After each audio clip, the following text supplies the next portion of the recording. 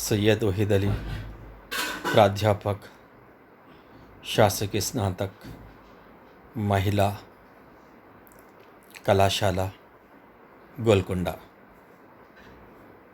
आज की कक्षा जो स्नातक प्रथम वर्ष के प्रथम सेमेस्टर के विद्यार्थिनियों के लिए है, उसका विषय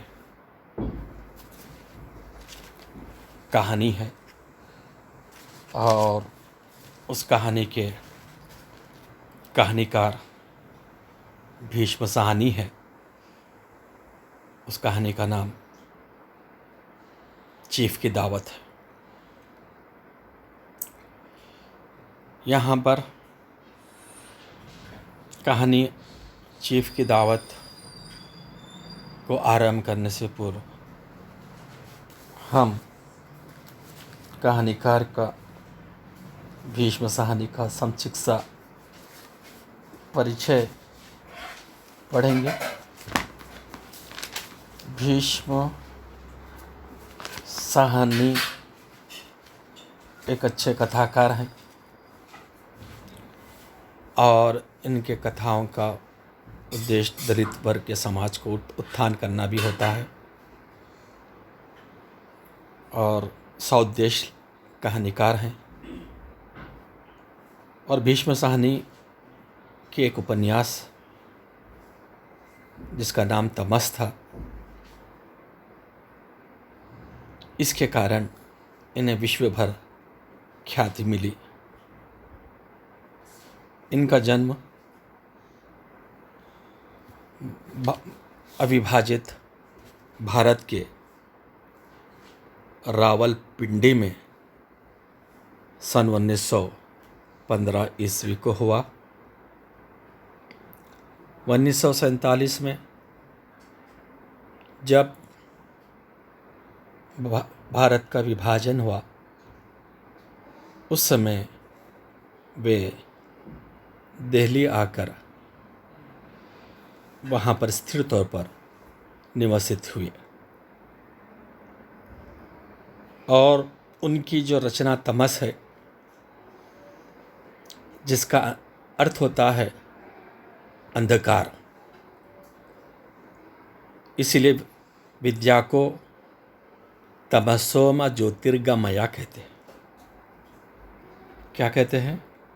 तमसोमा ज्योतिर्गमया, यानी विद्या जो है अज्ञान रूपी अंधकार को मिटाकर ज्ञान रूपी प्रकाश को देती है, प्रदान करती है। किसी अंग्रेजी का एक कहावत भी है कि it is better to light the candle than curse the darkness.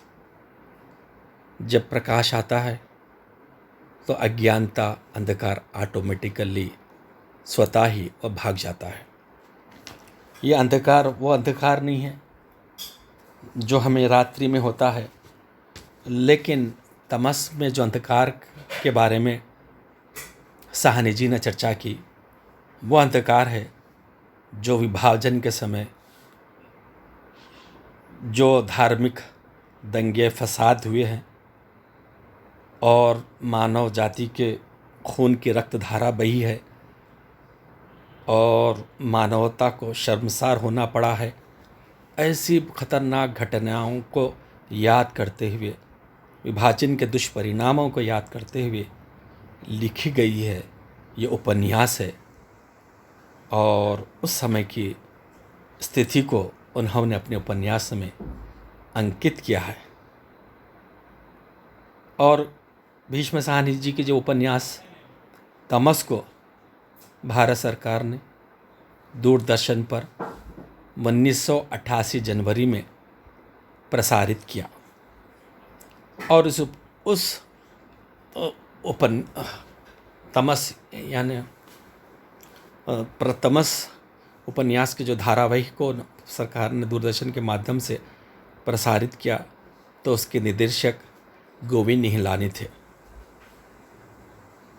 तो उस वक्त सभी लोगों ने इनके उपन्यास को एक धारावाहिक के तौर पर देखा और ये धारावाहिक मनुष्य को रोंगटे खड़ा कर देता था।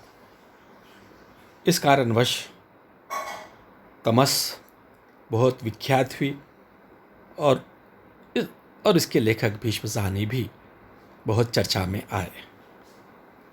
और इसी तरह भारत और पाकिस्तान के विभाजन पे यशपाल ने भी एक उपन्यास लिखा जिसका नाम झूठा सच था और उसके 2 भाग हैं।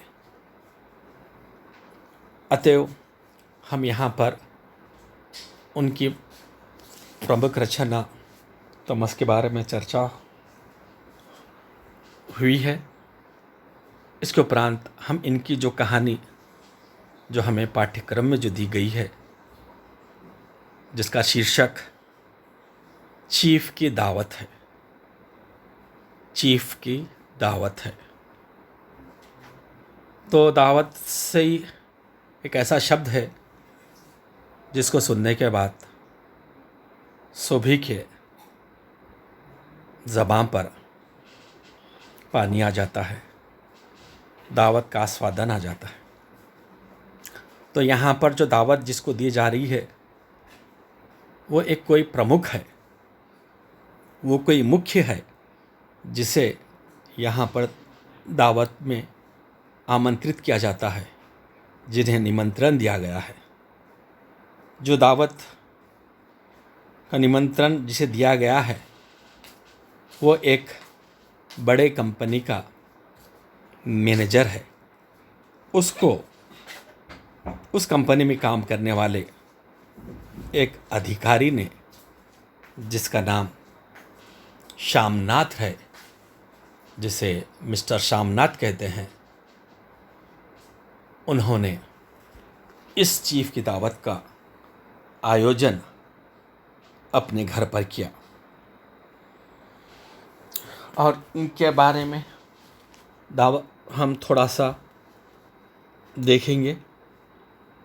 साहनी जी के देश के विभाजन की त्रासदी एवं मध्यमवर्गीय जीवन का खोखलापन इनकी कहानियों में के विषय रहे हैं। दलित और शोषित वर्ग के प्रति सहानुभूति इनकी कहानियों में स्पष्ट तौर पर हमें दिखाई देती है।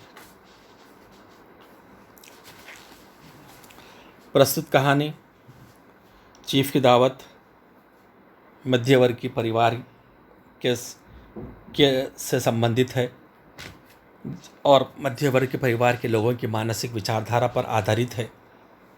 एक मध्यवर्ग के कर्मचारी जो एक कंपनी में काम करता है, उसकी आशा और अभिलाषा के ऊपर आधारित है और जिस कंपनी में काम करता है उस कंपनी का मालिक, जिस कंपनी का चीफ जो है अमेरिकन है, उस चीफ को उस कंपनी में काम करने वाले एक कर्मचारी ने अपने घर पर आमंत्रित करता है, उसकी दावत का प्रबंध करता है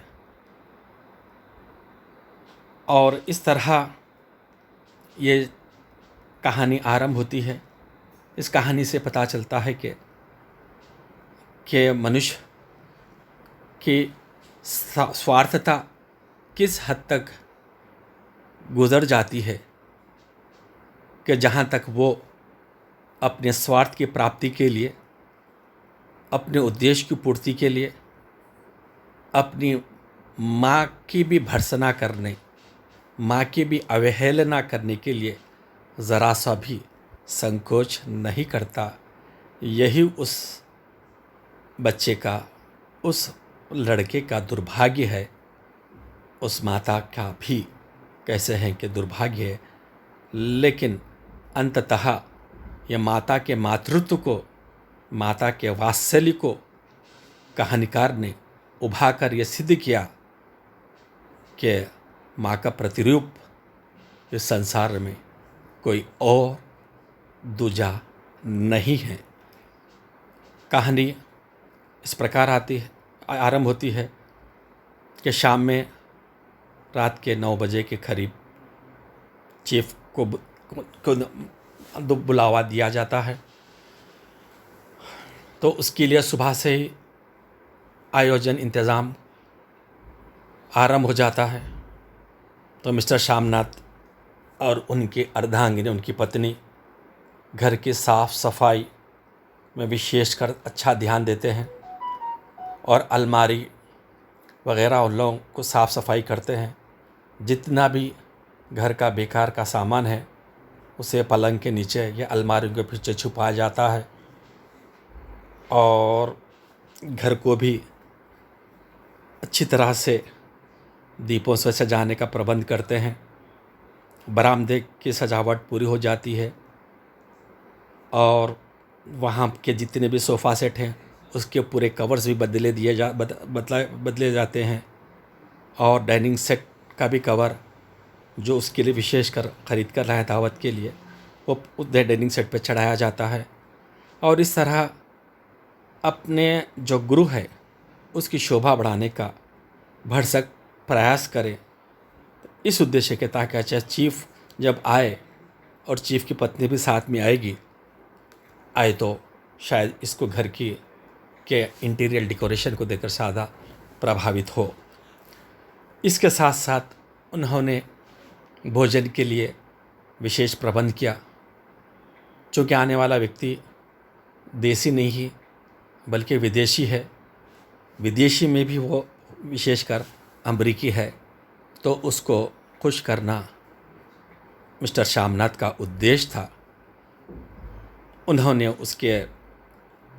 उसकी खुशी के लिए है ना दारू का अच्छा आयोजन करते हैं। वो जिस ब्रांड की दारू पीना चाहते हैं वो ब्रांड की दारू खरीद कर ला कर ड्रिंक्स का भरपूर आयोजन बरामदे में करते हैं, क्योंकि ये कहा जाता है कि सफल पार्टी वही होती है जिसमें दारू की अच्छी तरह से सप्लाई होती है, उसकी कोई कमी ना हो। तो उसके अनुसार उनके चीफ के आशा के अनुसार ही है ना जितने भी विदेशी दारू के बॉटल्स होते हैं उसका आयोजन किया जाता है और कुछ देसी पुरुष भी आते हैं, उनके लिए भी अलग से आयोजन किया जाता है। सभी दारू का भरपूर आयोजन होता है। इस तरह ये दोनों पति और पत्नी इस काम में इतना जूझ जाते हैं, सहसा उनके मन में एक प्रश्न पैदा होता है, एक ख्याल आता है कि हमने तो घर को अच्छा सजा दिया है, दारू का भी आयोजन अच्छा किया है, हर चीज़ अच्छी तरह से चल रही है, लेकिन यहाँ पर जो एक प्रॉब्लम है वो है माँ। क्योंकि माँ जो है वो बूढ़ी हो गई है। क्योंकि जो बूढ़ी माँ उनके लिए प्रॉब्लम है। अगर चीफ जैसे ही घर में आ जाएंगे, अगर वो बूढ़ी माँ को देखेंगे तो शायद चीफ नाराज़ हो जाएंगे, क्योंकि माँ तो कुछ अच्छे सज धज के कपड़े नहीं पहनी हुई रहती। हाँ, क्योंकि माँ जल्द से जल्द रात के 8 बजे ही सो जाती है। जब सोती है तो उसके ख़तरनाक खर्राटे आते हैं, तो उन्हें खर्राटों से डर लगता है शामनाथ को, कहीं इसकी वजह से चीफ नाराज़ ना हो जाए, कि उनके मज़े में अड़चन ना बन जाए। तो इस तरह माँ को बुलाकर माँ को कई निर्देश देते हैं, कई चेतावनी देते हैं। माँ, जब दावत शुरू होती है, हम जब बरामदे में आते हैं तो अंदर आप हाल में कमरे में वहाँ पर बैठ जाना। जब आप बैठते हैं तो आपकी बुरी आदत है कि पैर नीचे रख कर बैठना है, वरना आप हमेशा ऊपर पैर रख के बैठती हैं, जल्दी सो जाती हैं। तो सो जाते तो खर्राटे लगते हैं, खर्राटे से आवाज़ निकलती है, इसलिए दावत ख़राब हो जाती है। तो इसलिए बेटा माँ से विनती करता है कि आप आज जब तक पार्टी समाप्त न होगी आप नींद नहीं लेंगे, आप जागते ही रहेंगी। पार्टी होने के उपरांत ही तुम्हें सोना पड़ेगा। और कहता है कि आप जो कपड़े पहने हैं वो अच्छे नहीं हैं, आपके जो भी कपड़े अच्छे हैं वो लेकर आओ। तो माँ जाके उसके पास जो भी था वो लाकर बेटे को दिखाती है, उसमें से बेस्ट कपड़े को उसका चयन करता है और वो पहनाकर, साड़ी पहनाकर, और कहता है कि माँ का रिहर्सल किया जाता है। माँ को बोलते हैं कि माँ तुम इस प्रकार बैठो माँ इस प्रकार बैठो, माँ सर पे ऐसा पल्लो डालो, सीधे हाथ में पल्लो पकड़ना, नीचे बैठना और पैर को ऊपर नहीं उठाना, इस तरह के चीज़ें कराने तर माँ को बहुत ही दुख हो रहा है कि बेटा क्या मेरे साथ कर रहा है। और क्योंकि उस दिन घर में वो बुढ़िया खा भी नहीं सकती, इसलिए कि जिस घर में वो जिस मांस और मछली पकती है, दारू वितरित होता है, उस जगह वो खाना नहीं खाती, तो माता पाके खाने का भी उसको विचार नहीं है, तो बेचारी भूखी से रह जाना पड़ता है। और ये पति पत्नी को गुस्सा करता है। शामनाथ कहती है कि अच्छा सा वो है ना दूसरे भाई के घर चले जाना चाहती थी, तो आज्ञावत मैं अच्छी बहुत साबित करने के लिए उसको जाने नहीं दी। ये तो बात तो बहुत बड़ा अड़चन बन गई हुई है, काश अगर वो चले जाती तो हमारी की समस्या हमें नहीं रहती थी, हमारी पार्टी बहुत ही सफल हो जाती। चूँकि अब कहीं भिजाने का समय भी नहीं है, तो अब किसी तरह उनको इसी स्थिति में माँ में ही सुधार लानी है। तो इस तरह कई चेष्टा करने के बाद, कई रिहर्सल होने के बाद, तो माँ से कहता है कि माँ आपके पास जो हाथ में पहनने के लिए अच्छे सोने के कुछ कड़ाऊ लाओ, कुछ सोने के चूड़ियाँ पहनो। तो माँ कहती है कि बेटा मेरे पास चूड़ियाँ कहाँ हैं, वो जो चूड़ियाँ हैं वो सब जो सोने के तेरे पढ़ाई के लिए उसी में तो मैं खर्च भेज दी है, तुझे इसका पता भी नहीं है। तो एकदम शामनाथ को गुस्सा आता है, कहता है माँ ऐसा ऐसा मत बोलो, आपने एक बचा बनाकर आपने बेच कर कुछ करा था, मैं कुछ बनकर तो आया हूँ, तो फजूल बातें आपको करने की कोई ज़रूरत नहीं। तो माँ समझती है कि बेटा मुझसे गलती हो गई, मुझे ऐसा नहीं कहना चाहिए था, लेकिन फिर भी वो धीरज रखकर बेटे के तमाम निर्देशों का अनुपालन एक आज्ञाकारी शिष्य के तरह वो करती है। इस तरह माँ के को नियमों पे बांध दिया जाता है और रूल्स टर्म्स एंड कंडीशंस को सिखा दिया जाता है कि जब पार्टी आरंभ होती है तो आपको कैसा करना चाहिए। जब पार्टी की होकर हम जैसे ही अंदर आते हैं, लोग गुसूल खाने से होते दूसरे कमरे में चले जाना, वहाँ से होते फिर इधर आना। इस तरह बहरहाल ऐसा ना हो कि माँ की परछाई कुछ चीफ पर ना पड़े, क्योंकि माँ बूढ़ी है। हाँ, जब बूढ़ी हो जाते हैं उसके दांत हैं, हाँ, ऐसा अच्छे नहीं दिखा देती, इसीलिए बाँस से दूर चीफ से बचाना चाहता है एक, है ना, कि क्या एक बेटा। फिर भी माँ कहती है कि ठीक है, उसको भी बुरा नहीं मानती। और उसके पीछे का मूल उद्देश्य यही होता है कि किसी कारणवश जो चीफ है, जो दावत में आ रहा है, अगर वह इस दावत से अगर खुश हो गया तो मिस्टर शामनाथ की उस कंपनी में पदोन्नति हो सकती है, उसका प्रमोशन हो सकता है। इसी प्रलोभन में उन्होंने इस दावत का आयोजन करते हैं। तो इस प्रकार दावत जैसे अंधेरा समाप्त अंधेरा होना शुरू होता है तो पूरी तैयारियां मुकम्मल हो जाती हैं। ड्रिंक्स भी बरामदे में रख दिए जाते हैं, खाना है ना नॉन वेजिटेरियन सब पूरी चीज़ें बन जाते हैं, गोश्त मछली मांस सभी की अच्छी तैयारी होती है, हर चीज़ अपने हिसाब से बन जाते हैं। घर की सजावट भी मुकम्मल हो जाती है। करीब 8 सवा 8 पर जल्दी है ना चीफ और उसके चीफ की पत्नी और उसके साथ और दूसरे कर्मचारियों को जिन्हें आमंत्रित किया गया था, उससे भी लोग जैसे घर में प्रवेश करते हैं। चीफ जैसे घर में प्रवेश पढ़ते हैं तो पार्टी आरंभ हो जाती है। तो सबसे पहले ये लोग भोजन करने से पूर्व वे लोग ड्रिंक्स शुरू कर देते हैं। तो चीफ को विस्की पीना पसंद आता है, तो वो विस्की पीते हैं। और जिन जो है ना चीफ की पत्नी है वो पीती है, उसको वो पसंद वो पी लेती है। और जिससे भी भारत देशी जितने भी कर्मचारी हैं जो मिस्टर शामनाथ के साथ काम करते हैं, वो भी ड्रिंक्स का बहुत ही अच्छी तरह से आनंद लेते हैं, बहुत ही भरपूर मज़ा उठाते हैं। जैसे ही ड्रिंक्स की समाप्ति हो जाती है, ड्रिंक्स पीने के 15-20 आधे घंटे के पश्चात वो लोग भोजन करने के लिए दूसरे हाल में जाने की तैयारी करते हैं।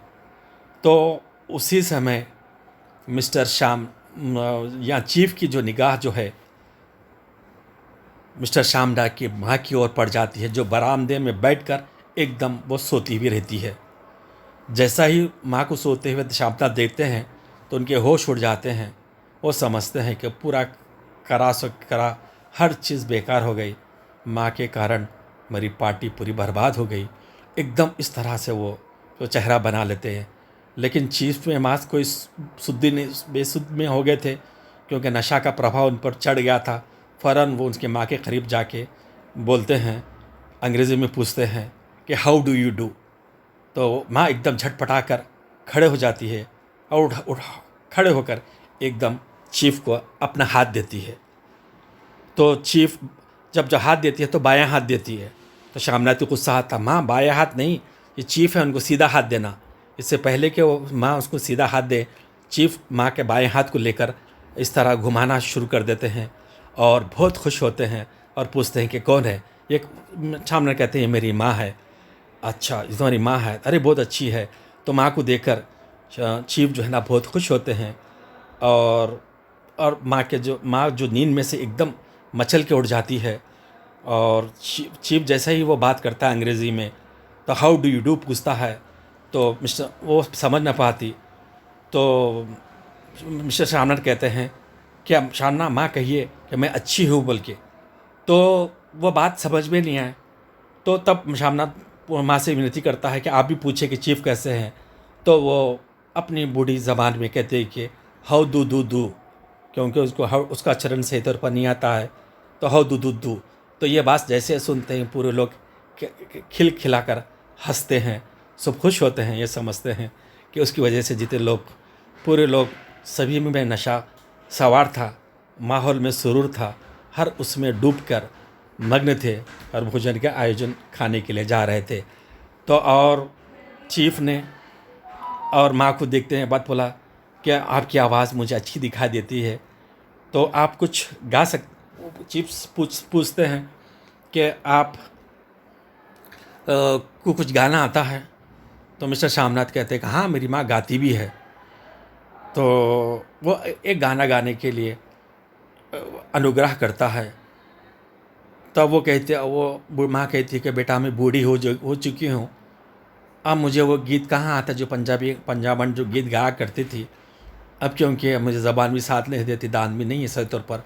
तो चीफ विनती आग्रह करता है कि जैसे भी हो वैसा गाओ। बेटा भी माँ से क्या कहते हैं कि डिमांड करता है कि माँ गाना ही पड़ेगा, क्योंकि चीफ की आज्ञा है। तो वो ये सोचते कि इस तरह, चूँकि उसको गाना नहीं भी आता है, सही तौर पर नहीं भी आता, बेटे को खुश करने के खातिर वो पंजाबी एक गीत जो है वो सुनाती है। और जैसा भी ये सुनाती है तो चीफ को बहुत मज़ा आता है उस गीत में। और वो कहता है कि आपका गीत बहुत ही प्यारा था और मैं तुम्हारे गीत से ज़्यादा प्रभावित हुआ हूँ। और चीफ भी पूछता है शामनाथ की माँ से, वहाँ पर एक फुलकारी देखता है। तो वो पूछता है कि ये क्या है ये फुलकारी। हाँ, तो ये कहते हैं कि ये पंजाबी घर के लोग जो ने किसी विशेष करके फुलकारी बनाते हैं। तो चीफ को ये फुलकारी फुलकारी जो रखी हुई थी वो उन्हें बहुत पसंद आती है। तो चीफ कहता है कि मुझे भी ऐसी फुलकारी चाहिए। वो बुढ़िया माँ और मिस्टर शामनाथ माँ से अनुग्रह करता है कि माँ ऐसे ही फुलकारी आप हमारे चीफ को बना देंगी। तो माँ कहती है बेटा मैं तो बूढ़ी हो चुकी हूँ, मेरे हाथ थरथरा रहे हैं। पहले तो मैं ऐसे खूबसूरत फुलकारियाँ बना कर सकती थी, अब मैं है ना रंगों की बलहीनता की वजह से मुझ में हाथ में कंपन सी हो गई, अब फुलकारी बनाना मुश्किल है। फिर चूँकि चीफ का आग्रह है, बेटे की आज्ञा है, और वो कहता है कि उसको मन में आ जाता है कि बेटे की वो बात अगर चीफ अगर खुश हो जाए तो बेटे की पदोन्नति हो सकती है। जैसे ही उसकी परिकल्पना करते फिर वो आश्वासन देती है कि चीफ को कि मैं ज़रूर आपको मैं पंजाबन के घर की जो फुलकारी है वो मैं ज़रूर बनाऊंगी। तो चीफ कहता है कि मैं फुलकारी को लेने के लिए दोबारा मैं आपके घर आऊँगा। इस तरह उसके बाद वो वहाँ पर फुलकारी प्राप्त करने के आश्वासन से आश्वस्त होकर वो आगे बढ़ता है। जब वो दावत जब आरंभ होती है, वहाँ पर डाइनिंग सेट का जो है ना बरामदे में कवर जो है ना वो उनको चीफ की पत्नी को बहुत पसंद आता है। और चीफ की जो पत्नी जो हार जो पहनी थी वो हार सभी देसी महिलाओं को बहुत पसंद आता है, क्योंकि इस तरह वहाँ की दावत में रौनक रौनक चलती जाती रहती है। और चीफ उसके उपरांत वे लोग सभी लोग भोजन कर लेते हैं और इसी आश्वासन के साथ कि अब दोबारा मैं आऊँगा कि मुझे ऐसी फुलकारी में होना है, तो वो आश्वासन लेकर चीफ और वहाँ के सभी जितने भी लोग दावत में उपस्थित थे, सभी लोग भोजन करने के उपरांत लगभग 11 बजे के समय सभी लोग वहाँ से प्रस्थान करते हैं। उसके बाद ऐसा लगता है कि मिस्टर शामनाथ की माँ को दोबारा से जीवन मिला। वो बहुत ही परेशान थी, वो भी चिंतित थी कि उसके लिए बहुत बड़ा बोझ बन गई थी दावत। यहाँ पर कहानीकार ने ये बताने का प्रयास किया गया, जिस माँ को लेकर शामनाथ परेशान थे, जिस माँ को छुपाने की कोशिश कर रहे थे, और उसी माँ को देखकर, उसी माँ की जो गीत सुनकर, उसी माँ के द्वारा बनाई गई फुलकारी को प्राप्त करने के उद्देश्य कितने वो प्रभावित होकर, खुश होकर वह चले जाते हैं। और माँ भी बेटे की पदोन्नति के लिए, है ना, बेटा उतना उसको है ना, वो बेटा उन्हें इतना अवमानना करने के उपरांत भी हर चीज़ को सहती है। और यहाँ पर वात्सल्य प्रेम को पुत्र प्रेम के परिप्रेक्ष्य में अधिक महत्व बतलाया गया है। ये भीष्म साहनी की कहानी की बहुत बड़ी विशेषता है। तो यहाँ पर माँ की ममता सब पर भारी हो गई है। जिसे लेकर डर रहे थे शामनाथ, उसी से दावत में रौनक आ गई और चीफ खुश वहाँ से लौट जाते हैं पार्टी से। इस तरह मिस्टर शामनाथ की माँ के कारण पार्टी की सफलता और सार्थकता होती है। इस प्रकार चीफ की दावत समाप्त हो जाती है। तो इसमें हमें एक माँ का चरित्र और मिस्टर शामनाथ का चरित्र हमें दिखाई देता है। उस तरह विदेशी की जो संस्कृति जो होती है, तो वो हमको दिखाई देती है। विदेशी लोग जब पीने के बाद उनको एहसास ही नहीं होता कि दायां हाथ कौन सा है, बायां हाथ कौन सा है, लेकिन हम ज़्यादा उसके बारे में चिंतित करते हैं। वो लोग निर्भय रहते हैं। वो उनके लिए, है ना, दारू पहली चीज़ है। दावत से मुराद दारू है, उसके बाद भोजन है। यहाँ के भारतवासियों में भी वो विदेशी परंपरा ये प्रचलित हो चुकी है। पहले पार्टी से मुराद, पहले यहाँ की संस्कृति में भी विदेश का जो इम्पैक्ट भारतीय संस्कृति पे पड़ा, उसको भी दिखाना यहाँ पर कहानीकार भीष्म साहनी का उद्देश्य था। तो इस प्रकार ये कहानी एक समाप्त होती है, जिसमें माँ की मनोकामना की पूर्ति, जो सदा किसी भी स्थिति में हो बेटे की भलाई चाहती है कि बेटा उनकी कितनी अवमानना करे, बेटा उसकी कितनी अवहेलना करे, तब भी बेटे की पदोन्नति के कारण वो गीत भी गाती है और अपने थरथराते हुए हाथों से अपने चीफ के लिए फुलकारी बनाने के लिए भी वो कटिबद्ध हो जाती है। इस प्रकार चीफ की दावत नामक कहानी समाप्त होती है। कि मैं आशा करता हूँ कि ये कहानी छात्राओं को बहुत समझ में आ गया होगा। और कई छात्रा यहाँ पर, है ना, बेटे को गालियाँ और माँ को दुआ दे रहे होंगे, लेकिन वास्तव में स्थिति यही है, क्योंकि आज के समाज में माताओं के प्रति प्रेम जो है ना, पुत्रों में बहुत कम दिखाई देता है। उसी को उजागर करना दावत एक मात्र बहाना है, लेकिन यहाँ पर प्रेम जो है, माँ के प्रति जो प्रेम बच्चों का जो कम होते जा रहा, उसकी ओर इशारा करना भीष्म साहनी जैसे कहानीकार ने अपना कर्तव्य समझा।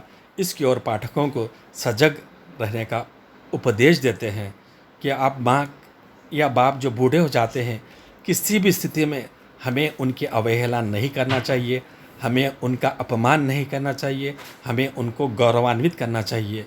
कि ये नहीं देखना चाहिए कि उन्होंने हमारे लिए क्या किया, कभी ये प्रश्न नहीं करना चाहिए। और यहाँ पर माँ और बाप के लिए आप जितना भी करेंगे तो बहुत ही कम है। इस प्रकार माखनलाल चतुर्वेदी ने भी अपनी कविता में एक वृक्ष के माध्यम से भी एक बूढ़े आदमी के मनोगत भावनाओं को व्यक्त किया था कि उन्मूलित वृक्ष कर जब एक पेड़ जब बूढ़ा हो जाता है, तो वो किस तरह बूढ़ा, कोई भी आकर उसके पास नहीं देखते, तो वो बूढ़ा पेड़ जो है विनती करता है, रोता है, कहता है कि कोई भी झूठी टहनियाँ तोड़ कर वंचर भी खा जाते हैं, गिरे हुए कंधों पर भीषण शोर मचाते हैं। झूक की टहनियाँ तोड़ तोड़ कर वंचर भी खा जाते हैं। झुके हुए टहनों पर बंदर शाखा मुर्ग शोर मचाते हैं। झुके हुए टहनियों पर शाखा मुर्ग शोर मचाते हैं। दीन बंधु की कृपा से बंधु जीवित हैं, हाँ हरियाले हैं, भूले भटके कभी गुजरना, हम वे ही फल वाले हैं। बूढ़ा पेड़ कहता है कि जब बूढ़ा हो जाने के बाद कोई भी उसके पेड़ नहीं आते, उसके टहना नीचे हो जाते हैं, वो टहनियों को ऊपर क्या आते, शाखा मुर्ग बंदर जो है ना शोर मचाते हैं, लेकिन माली आकर उससे नहीं हटाता, लेकिन नए जो पौधे हैं उसी की देखरेख करता है, उन्हीं को बढ़ावा देने की कोशिश करता है। जो बूढ़े की अवहेलना होती है, ये फिर भी बूढ़ा पेड़ कहता है कि वो इतनी मेरी बुरी हालत है, मुझे कोई देख भी नहीं रहा, फिर भी मैं जीवित हूँ, सिर्फ और सिर्फ कि दीन बंधु की कृपा है, ऊपर वाले की मेहरबानी से ही मैं जीवित हूँ, मुझ में कुछ अभी भी जान बाकी है। हाँ, दीन बंधु से कृपा बंधु जीवित, हाँ हरियाला हूँ, हाँ भूले भटके कभी गुजरना। जो लोग जो बाग में आते हैं उन लोगों से विनती करता है कि ये सोचकर आना है कि हम भी फल वाले थे, हमारा भी एक दौर था, एक समय में हम भी फले भी हैं, हम खिले भी हैं और समाज को फल दिए हैं। माना कि हम बूढ़े हैं, उसकी परिकल्पना करते कभी आकर हमारी स्थिति को भी देखें। आप सभी लोग नए नए पेड़ों के पास, नए पेड़ों के पास जाते हैं, हम बूढ़े हैं, हम इस तरह उन्मूलित मत कीजिए कि हमारा भी समाज में बहुत बड़ा योगदान रहा था। इस तरह एक प्रकृति के माध्यम से मानव समाज में जो बूढ़े आदमियों को जो दुर्दशा होती है, जो बूढ़ों के लिए जो एज ओल्ड होम्स कायम किए जा रहे हैं माँ बाप की सेवा नहीं करने के लिए, उसके प्रति भी विरोध के तौर पर माखनलाल चतुर्वेदी ने अपनी कविता में वो बात कही थी। ठीक उसी तरह यहाँ पर भीष्म साहनी भी इस कहानी में वही भावना को अपनी कहानी के माध्यम से प्रतिपादित करने का सशक्त प्रयास किया। इसी से आज की कक्षा समाप्त होती है।